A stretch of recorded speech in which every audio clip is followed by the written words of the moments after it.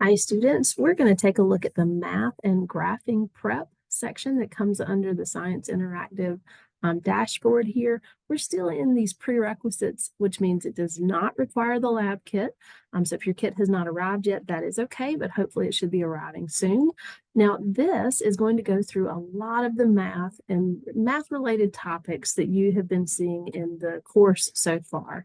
So over here under exploration, you can see that you're going to be practicing scientific notation, converting units, some solving, different parts about a graph. So it's got a lot of good information over here in the exploration section. You want to take your time as you go through that and make sure you understand each one of these. This is going to help you in the lab, but it's also going to help you in the CHM 130 course.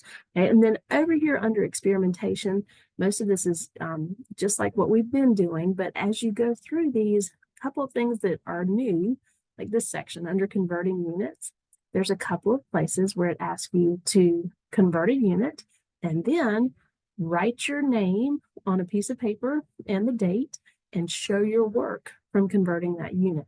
Then you're going to take a picture of that, and that picture gets uploaded over here. Okay, so it actually asks you to show your work on a piece of paper that has your name and the date on it. Okay, so just that's one thing that is different about this section.